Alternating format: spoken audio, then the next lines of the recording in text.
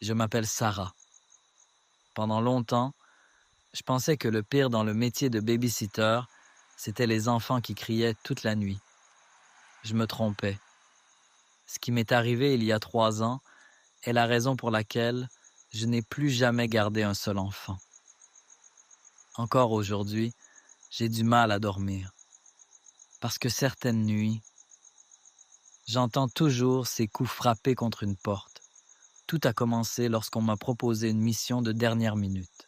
Une famille habitait dans une vieille maison perdue au milieu des bois à presque 1 heure de route. Le salaire était exceptionnel.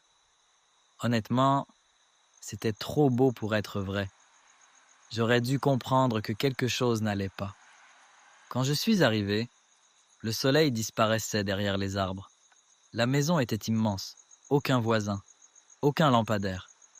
Seulement le vent qui faisait bouger les branches. Une femme m'a ouvert. Elle semblait épuisée. Non, pas fatiguée.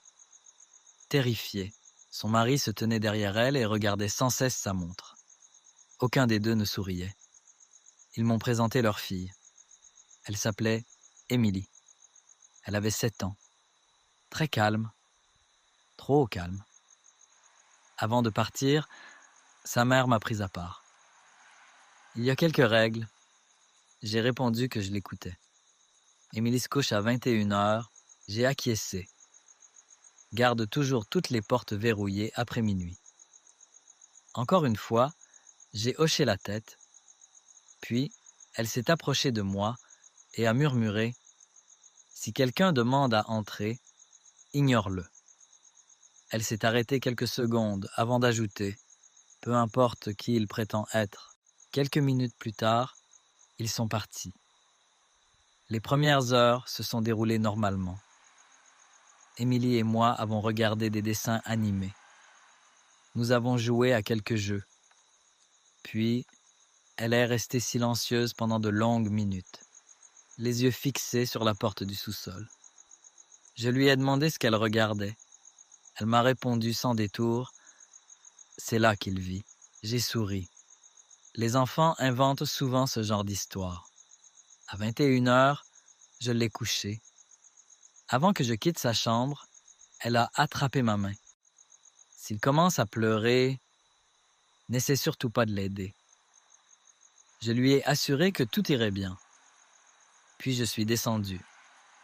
Vers 23h30, je faisais défiler mon téléphone dans le salon.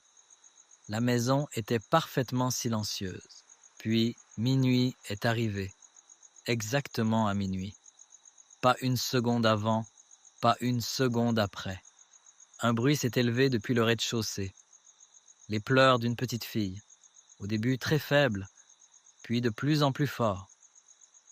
Aidez-moi. La voix ressemblait exactement à celle d'Émilie. Je me suis précipité à l'étage. Émilie dormait profondément dans son lit. Pourtant, les sanglots continuaient en bas. Mon estomac s'est noué.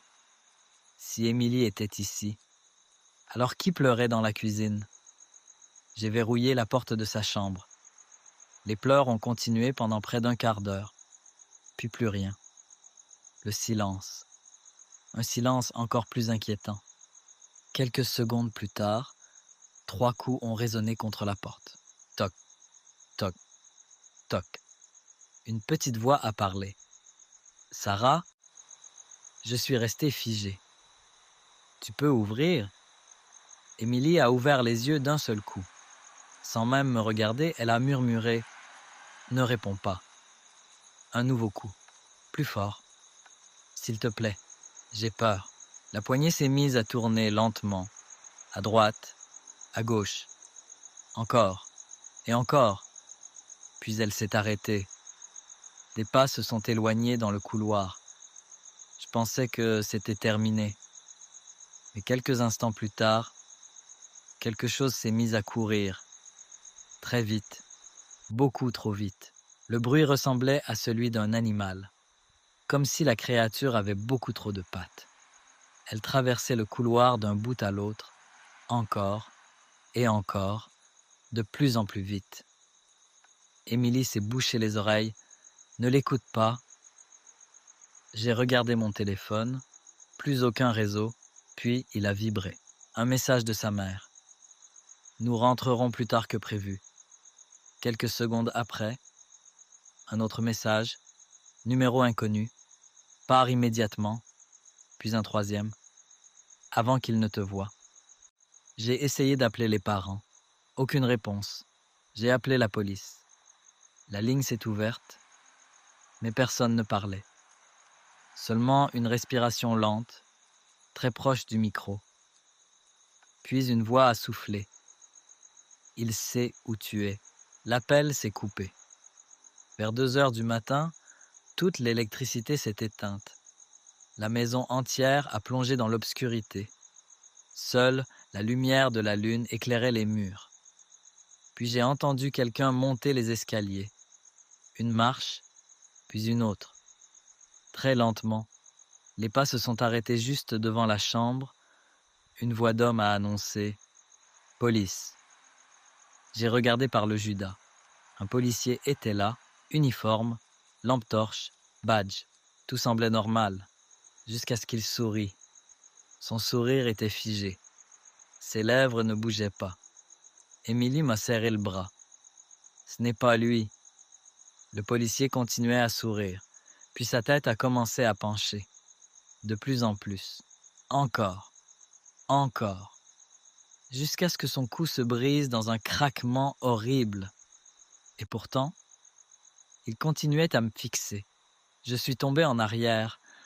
Quand j'ai regardé de nouveau, le couloir était vide. Plus personne. Quelques minutes plus tard, un énorme coup a retenti dans le sous-sol. Puis un deuxième, puis un troisième, comme si quelqu'un frappait la porte avec tout son corps. Les murs tremblaient, le sol vibrait. Émilie s'est mise à pleurer. Les coups ont duré presque 20 minutes, puis plus rien.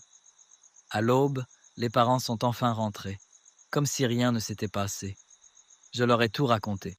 Les pleurs, les messages, le faux policier, le sous-sol. La mère a fermé les yeux. Le père a regardé le sol.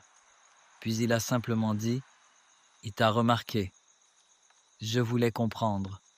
Il m'a conduit jusqu'à la porte du sous-sol. Il l'a ouverte. La pièce était totalement vide. Des murs en béton. Aucun meuble. Aucune fenêtre. Seulement une phrase gravée dans le sol. Il suit tous ceux qui le remarquent. Je fixais ces mots quand j'ai aperçu quelque chose. Des empreintes fraîches dans la poussière. Elles partaient du centre de la pièce et se dirigeaient droit vers la sortie. Le père m'a tendu une enveloppe remplie d'argent. Puis, il a déclaré calmement « Tu l'as entendu. Tu as répondu à son appel.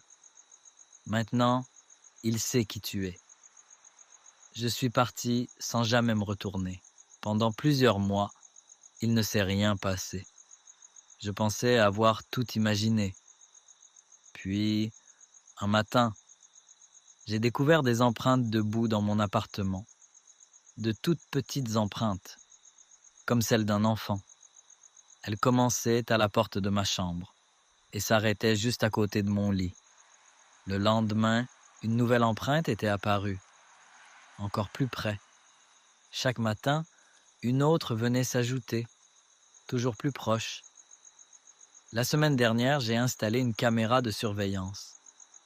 Je voulais enfin savoir ce qui entrait chez moi.